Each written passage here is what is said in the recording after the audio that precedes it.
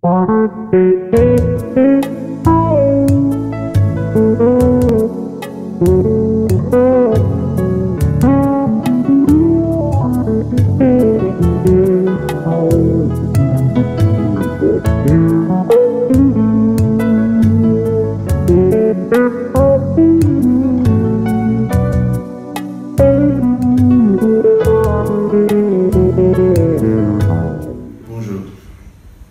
et bienvenue encore une fois sur la maison du Père.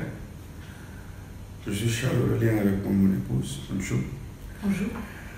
Et avec elle, on va essayer de vous donner cet enseignement, comme on le fait depuis un certain temps, toutes les semaines. Mais avant tout, prions. Seigneur mon Dieu, merci pour cette nouvelle opportunité, merci pour ce jour que tu nous donnes de diffuser ton message. Donne-nous la grâce de communiquer ce message avec précision. Nous nous mettons sous l'autorité de l'Esprit Saint et déclarons que ce que nous allons proclamer aujourd'hui enrichisse la vie des uns et des autres. Nous n'oublions pas de prier pour notre père spirituel et pour sa famille. Et te remercions, Seigneur, pour tout le travail que tu l'aides à accomplir ici-bas. Oui, on te remercie, Seigneur. Aujourd'hui, l'enseignement sera beaucoup tourné vers les versets. On aura beaucoup de versets bibliques, spécialement de très longs versets. Donc, avant que je commence, je vais vous inviter à suivre avec nous à travers vos Bibles respectives, afin que vous ne manquiez pas de quoi que ce soit. Donc on va lire beaucoup, mais c'est pour notre compréhension. Alors, on va tourner nos Bibles au livre de Daniel, au chapitre 9. Rappelez-vous, nous avons commencé depuis 2 semaines déjà une série d'enseignements sur les derniers jours. Et cet enseignement spécifique aujourd'hui concerne les différents sceaux qui sont mentionnés dans le livre d'Apocalypse et l'enlèvement que l'apôtre Paul a mentionné, dont l'apôtre Paul a écrit, pardon. Alors, allons-y au chapitre 9 du livre de Daniel. Pasteur nous disait, rappelez-vous, que le livre de Daniel était tellement précis que les gens ont toujours pensé que ce livre a été écrit après que les faits se soient passés. Mais non, il a été écrit sous l'autorité de l'Esprit, c'est la raison pour laquelle il est aussi précis. Alors je vais lire des versets 24 au verset 27. 70 semaines ont été fixées sur ton peuple et sur ta ville sainte pour faire cesser les transgressions et mettre fin au péché, pour expier l'iniquité et amener la justice éternelle, pour sceller la vision et le prophète et pour oindre le Saint-Esprit. Pour oindre le Saint des Saints, pardon. Sachez-le donc et comprenez. Depuis le moment où la parole a annoncé que Jérusalem sera rebâtie jusqu'à loin au conducteur, il y a 7 semaines et 62 semaines. Les places et les fossés seront rétablis, mais en des temps fâcheux. Après les 62 semaines, un roi sera retranché et il n'aura pas de successeur. Le peuple d'un chef qui viendra détruira la ville et le sanctuaire, et sa fin arrivera comme par une inondation. Il est arrêté que des dévastations dureront jusqu'au terme de la guerre. Il fera une solide alliance avec plusieurs pour une semaine, et durant la moitié de la semaine, il fera cesser le sacrifice et l'offrande. Le dévastateur commettra les choses les plus abominables jusqu'à ce que la ruine et ce qui a été résolu fondent sur le dévastateur. Bien évidemment, on comprend que le dévastateur, ça sera l'Antéchrist. Aujourd'hui, comme je le disais tantôt, nous allons essayer d'expliquer ce que le prophète Daniel, dans ses versets, disait ou voulait dire 70 semaines ont été fixées sur lesquelles 69 sont déjà passées. Il ne nous reste plus qu'une semaine et c'est dans cette semaine et c'est de cette semaine que nous allons aujourd'hui vous entretenir. Alors, rappelons-nous que chaque personne sur cette terre est née dans le péché. Et c'est ça ce qu'on appelle le péché originel. Et c'est ce péché qui a séparé l'espèce humaine et Dieu. Donc, dans son intention de nous réconcilier avec Dieu, Dieu a mis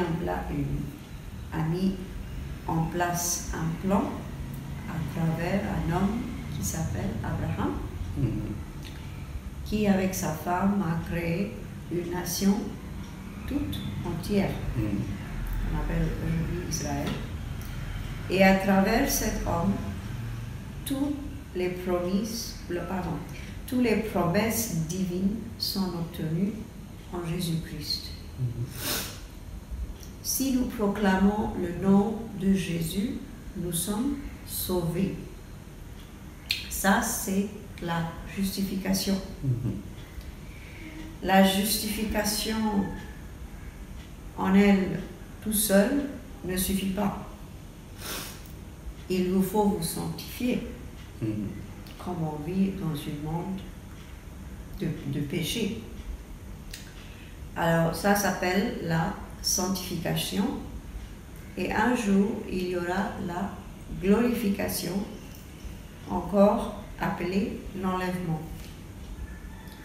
Comment est-ce possible? Alors, seulement à travers le Fils de Dieu, Jésus-Christ, notre Seigneur, c'est possible. Dans le livre de Galates, chapitre 3, verset 6, il est écrit « Comme Abraham crut à Dieu, et que cela lui fut imputé à justice. » Il nous faut tous croire en ce que Dieu viendra pour vous et nous, et c'est ça qui nous sera imputé pour justice. Croire. Et cela a été imputé à Abraham à cause du fait qu'il crut ce que Dieu lui a dit.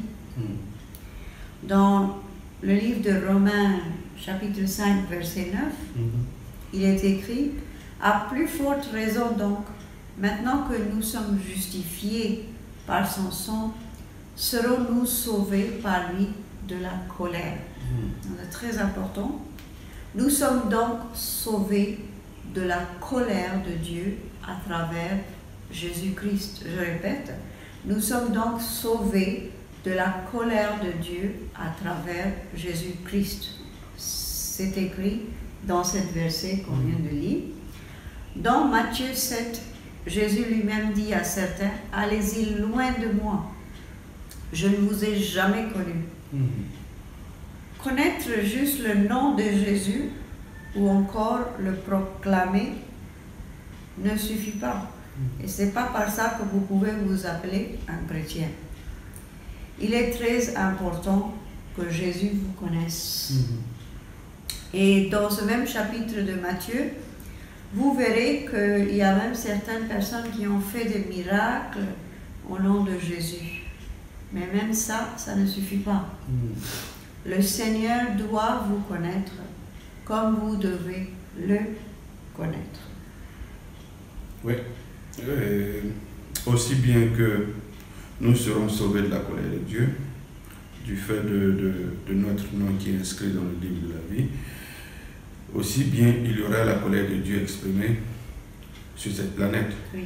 Pour ceux dont les noms ne sont pas inscrits dans ce livre, pour ceux qui auront refusé la solution que Dieu a envoyée sur terre, Dieu a donnée pour se réconcilier à lui. Et cette solution-là, c'est une personne qui s'appelle Jésus-Christ.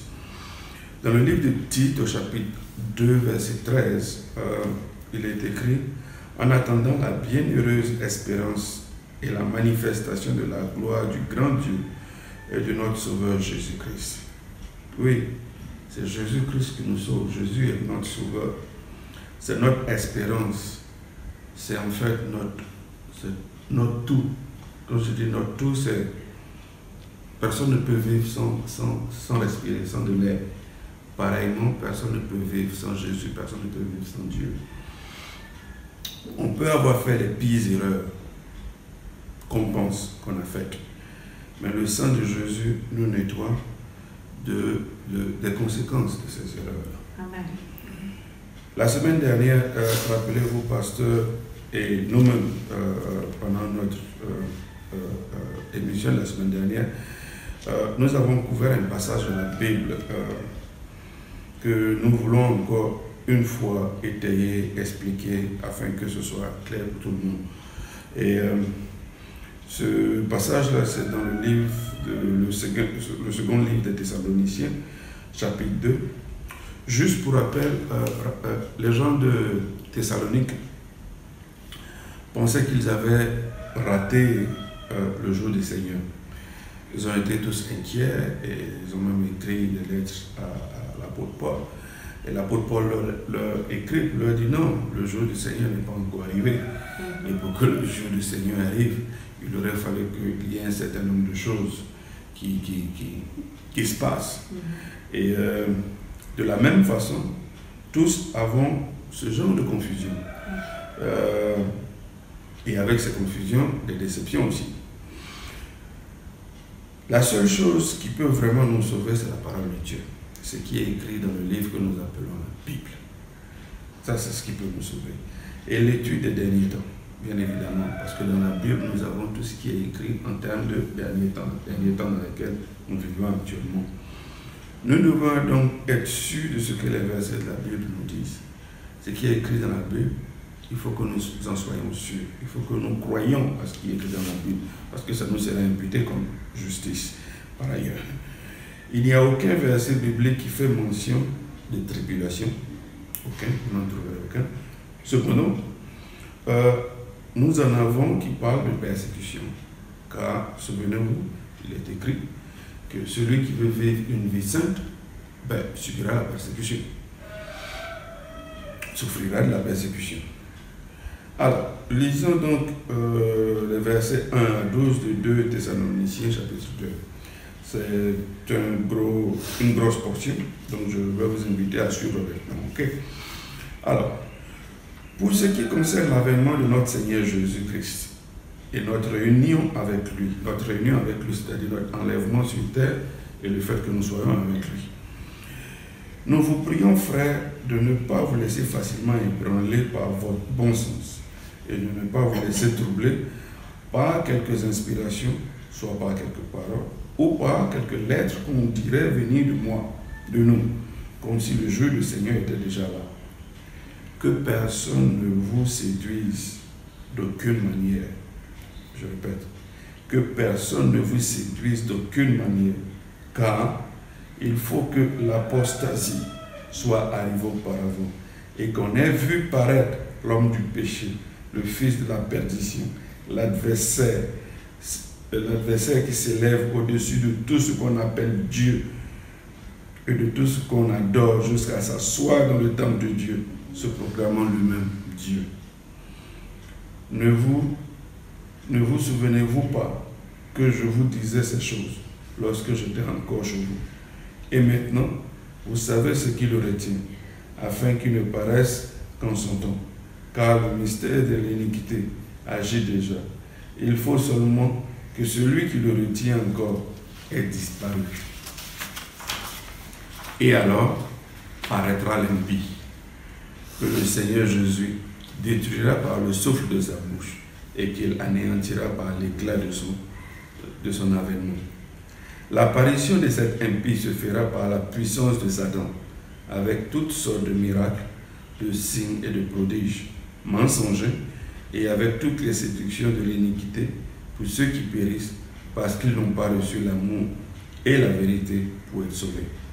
Aussi, Dieu leur envoie une puissance d'égarement pour qu'ils croient au mensonge, afin que tous ceux qui n'ont pas cru à la vérité mais qui ont pris plaisir à l'injustice soient condamnés. Je pense que c'est très clair. C'est très clair. Oui, c'est clairement écrit. Alors, Paul, comme on l'a lu, il essaye de nous sauver de la déception humaine à travers les interprétations personnelles. Tout est très simplement écrit et c'est ce qu'il a communiqué à travers ces lettres qu'il a envoyées à Thessalonique.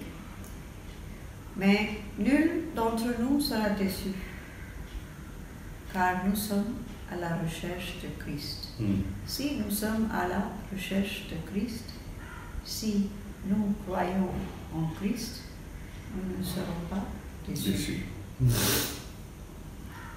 Tournons à présent à l'Apocalypse, le livre de l'Apocalypse, chapitre 6, versets 1 et 8. Et encore 1 à 8, oui, pardon.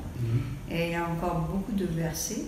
Et ici, nous allons voir les sceaux qui seront ouverts, un par un. Donc, suivez avec moi. Je commence.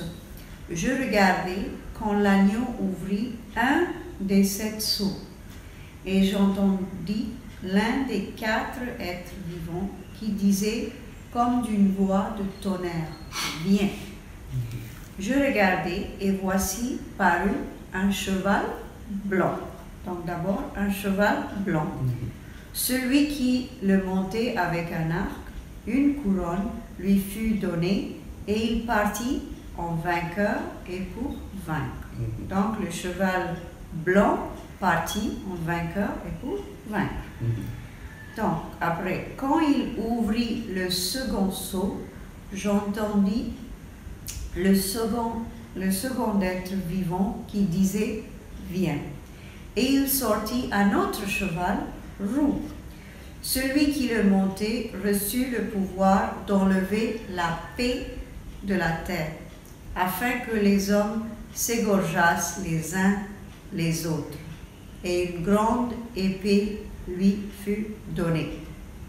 Je pense que si on regarde ce qui se passe dans le Moyen-Orient, c'est ce qui se passe actuellement. Actuellement, oui. Donc ça, c'est le cheval roux, oui, qui enlève la paix et les hommes s'égorgeassent les uns à les autres. Quand il ouvrit le 3e sceau, j'entendis le 3e être vivant qui disait « Viens !»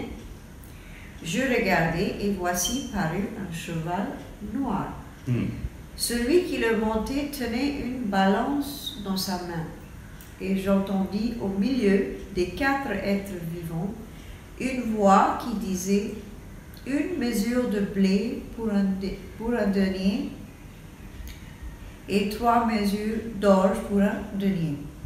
Mais ne fais point de mal à l'huile et au vin. » Quand il ouvrit le 4e sceau, j'entendis la voix du 4e être vivant qui disait « Viens !» Je regardai et voici parut un cheval d'une couleur pâle. Celui qui le montait se nommait la mort, et le séjour des morts l'accompagnait. Le pouvoir leur fut donné sur le quart de la terre pour faire périr les hommes par l'épée, par la famine, par la mortalité et par les bêtes sauvages de la terre. Donc le 4e cheval est donné le pouvoir sur le quart de la terre. Et le 4e cheval, le pâle, c'est la mort et les ténèbres. Bien évidemment. Donc on peut voir, je répète encore, qu'on a vu qu'il y a, jusqu'à présent, on a vu 4 sceaux, oui, qui ont été ouverts. Donc avec le premier sceau, il y a l'apparition du chevalier avec une arc sur un cheval blanc, et il est venu pour vaincre. Le second sceau vit l'apparition du cheval roux, qui devra enlever la paix sur la terre. Le 3e sceau envoyait un cheval noir et avait une balance. Et ce dernier ne touchera pas les riches, juste la classe moyenne. Et les pauvres. Et les pauvres. Le 4e sceau vit l'apparition du cheval pâle et son cavalier, comme Charles a dit, n'était autre que la mort et les ténèbres qui l'accompagnaient. Et à eux deux, il leur a été donné la permission de prendre la vie de 1/4 de la population du monde. Oui. Donc ça, c'est des choses qui vont arriver. Et malheureusement, les gens qui seront affectés par les actions de ces 4 chevaux sont ceux-là qui ne sont pas inscrits dans le livre de la vie. Nos frères et sœurs qui malheureusement vont périr. C'est la raison pour laquelle il nous faut tous aller prêcher afin qu'ils ne périssent point. Oui, certains accepteront. Oui, certains refuseront. Mais il nous faut accepter, il nous faut prêcher, pardon, afin que ces 4 chevaux et la mort et les ténèbres ne les emportent pas. Et pendant que la mort et les ténèbres sont au travail, c'est-à-dire ils sont à détruire le cadre de la terre, les 4 autres chevaux, ils sont aussi au travail. C'est justement le fruit de leur travail qui fait le cadre qui fait le décès du cadre de la population mondiale. Rappelez-vous que c'est Dieu lui-même qui enverra la déception. La déception qui arrive, la grosse déception qui arrive, ce n'est pas Satan, ce n'est personne d'autre que Dieu lui-même. Oui. Parce qu'il veut savoir qui est avec lui et qui ne l'est pas. Alors c'est Dieu qui enverra cette déception. Quand bien même la mort et les ténèbres sont en totale liberté sur la terre et que tout semble aller plus pire, il y a une limitation d'après les versets de la Bible. Ils sont bien limités. Ils sont limités à 1/4 de la population. Et ceux qui mourront comme martyrs devront attendre que plus de martyrs meurent, c'est-à-dire, si tu es chrétien, il faut t'attendre à mourir en martyr. Si notre Seigneur lui-même il est mort, il a été crucifié, je pense qu'on ne doit pas espérer mieux que ça. Mais on est chrétien, on ne va pas le renier pour ça. Pour enfin être vengé, donc il y aura des martyrs et il faudra encore attendre d'autres martyrs d'après les écrits de la Bible afin que ces derniers soient vengés. Et on peut lire cela à la suite des versets dans l'Apocalypse 6 qu'on vient de lire. On peut le lire à la suite qu'il y aura des martyrs et ces martyrs vont commencer à demander à Dieu, mais c'est quand tu vas nous venger. Dieu va leur dire, non, enfin par les anges, vous serez vengés quand la totalité des martyrs, le nombre total des martyrs sera arrivé au compte. Ça veut dire plein de gens vont mourir par la persécution, plein de gens vont être donnés par leur famille à d'autres, pensant qu'ils font du bien. Ça, c'est des choses qui sont écrites et voilà, on est prêt à y aller. Yeah? Alors, je vais continuer donc à lire la suite de ce chapitre 6. Quand il ouvrit le 5e sceau, donc quand je vais faire les 4 premiers sceaux, et donc moi je reprends à partir du 5e sceau. Quand il ouvrit le 5e sceau, je vis sur l'autel les âmes de ceux qui avaient été immolés à cause de la parole de Dieu et à cause du témoignage qu'ils avaient rendu. Et ça, c'est ce que je disais tantôt. Ils criaient d'une voix forte en disant, « Jusqu'à quand, Maître, saint et véritable, t'as-tu à juger et à tirer vengeance de notre sang sur les habitants de la terre ?» Une robe blanche fut donnée à chacun d'eux, et il leur fut dit de se tenir en repos quelque temps encore, jusqu'à ce que fût complet le nombre de leurs compagnons de service et leurs frères qui devaient être mis à mort comme eux. C'est écrit dans la Bible. Je ne l'ai pas inventé. N'est-ce pas? Je regardais, quand il ouvrit le 6e sceau, il y a eu un grand tremblement de terre. Le soleil devint noir comme un sac de crin, La lune entière devint comme du sang, et les étoiles du ciel tombèrent sur la terre, comme lorsqu'un figuier secoué par un vent violent jette ses figues vertes. Le ciel se retira comme un livre qu'on roule, et toutes les montagnes et les îles furent remuées de leur place. Les rois de la terre, les grands, les chefs militaires, les riches, les puissants, tous les esclaves et les hommes libres se cachèrent dans les cavernes et dans les rochers des montagnes. Et ils disaient aux montagnes et aux rochers, tombez sur nous et cachez-nous devant la face de celui qui est assis sur le trône et devant la colère de l'agneau, car le grand jour de sa colère est venu. Qui peut subsister? Oui, qui peut subsister? Vous pourrez subsister à cette colère si Jésus devient votre roi et Seigneur. Vous pouvez subsister à cette colère si vous acceptez de croire ce qui est écrit dans la Bible. Vous pouvez subsister à cette colère si votre nom est écrit dans le livre de la vie. Comment est-ce que votre nom est écrit dans le livre de la vie? Si vous croyez en Dieu et vous croyez qu'il a envoyé son Fils unique pour nous sauver, que ce Fils unique est mort et est ressuscité 3 jours après. Si vous croyez en cela, d'après la Bible, le livre de Romains, vous serez sauvés. Donc oui, vous pouvez subsister à cela. Oui, on peut subsister à cela. On n'aura pas besoin d'appeler la montagne, viens tomber sur moi pour que je meure. Non, vous ne pourrez même pas mourir à ce moment-là.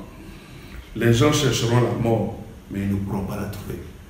Tu vas sauter d'un étage, 10 étages, tu vas tomber, et tu ne meurs pas.